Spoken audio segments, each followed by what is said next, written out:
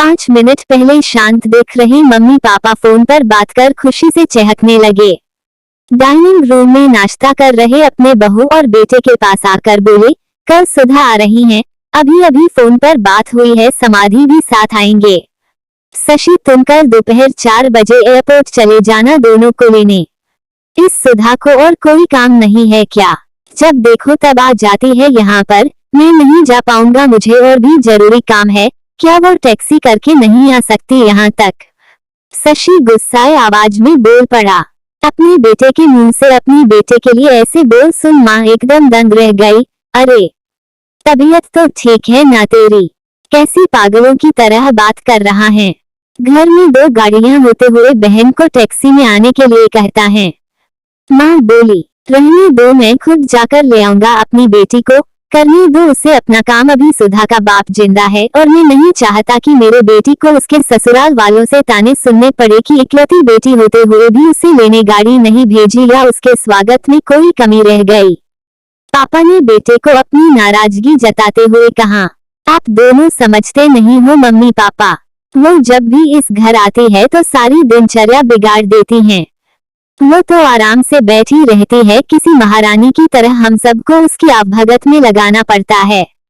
मेरी पत्नी का तो पूरा दिन ही दीदी और जीजाजी के आगे पीछे उनके उलट पुलट करते हुए निकल जाता है। गुस्से से शशि बोला, आज क्या हो गया है तुझे? कैसी बहकी बहकी बातें कर रहा है? बहन है तेरी, कोई पराई तो नहीं है। अब क्या है उसका? इस घर में शादी में दे दिया था ना हमने जितना देना था, फिर क्यों चली आती है बार बार यहाँ पर और हर बार बैग भर भर कर लेकर जाती है वो अलग। आपको समझना चाहिए वो सिर्फ हमें लूटने आती है और कुछ नहीं। शशि ने तंज कसते हुए कहा, तुझे क्या, अगर वो यहाँ से थोड़ा कुछ ले जाती है तो? ये सब मेरी मेहनत की कमाई है और मैं जो चाहूँ तो पूरा सुधा को दे दो। पापा गुस्से से लगभग कांपते हुए बोले। अब शशि अपनी आवाज धीमी करते हुए बोला, मैं कहाँ कुछ नई बात कर रहा हूँ मम्मी पापा। मैं तो वही बोल रहा हूँ जो मैंने बरसों से बुआ के साथ होते हुए देखा है। आज अपनी बेटी के खिलाफ 2 शब्द क्या सुन लिए? आप तो गुस्से से लाल हो गए। जरा सोचिए, जब आप बुआ के साथ ऐसा व्यवहार करते थे तब दादी को कैसे लगता होगा। बुआ जो हम पर इतनी जान छिड़कती है, आपने कभी उनके और उनके ससुराल वालों के मान सम्मान के बारे में परवाह नहीं की।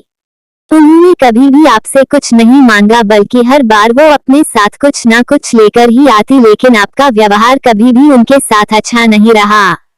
दादी ने भी आपसे कभी नहीं कहा कि मेरी बेटी को पैसे दे दो या कुछ खरीद कर दे दो, फिर भी दादी को आपके यहाँ इतनी भी परवानगी नहीं थी कि वो अपनी बेटी को कुछ दिनों के लिए अपने पास बुला कर रहने दे। अपनी बेटी का ऐसा अपमान वो सहन नहीं कर पाई, इसलिए वो गांव में पुराने घर में अकेली रहने चली गई। बुआ भी अपना अपमान सह लेती, पर आपने उनके पति का भी मान नहीं रखा, इसलिए उन्होंने भी हमारे घर आना जाना छोड़ दिया। जिस तरह सुधा इस घर की बेटी है, बुआ भी तो इसी घर की बेटी है। आपने 2 बेटियों में फर्क कर अच्छा नहीं किया। और रही मेरी बात, तो मैं अपनी बहन से बहुत प्यार करता हूँ। मैंने कभी अपनी पत्नी को उसके खिलाफ गलत बोलने का हक नहीं दिया और वो बोलेगी भी नहीं। मैं खुद जाकर उसे लेकर आऊंगा, क्योंकि मुझे मेरी बहन पर गर्व है, अपने अच्छे भाई होने पर भी। हो सके तो मेरे इन कटु शब्दों के लिए मुझे माफ कर देना। इतना कहकर शशि अपने ऑफिस के निकल गया। माँ और पापा का सिर शर्म से झुक गया। थोड़ी देर की शांति के बाद पापा ने हिम्मत कर अपनी बहन को फोन लगाया। बहन के फोन उठाते ही वो फूट फूट कर रो पड़े और बोले, दीदी हमें माफ कर दीजिए। हमने इतने साल आपके साथ जो भी दुर्व्यवहार किया उसके लिए हम सच में शर्मिंदा है।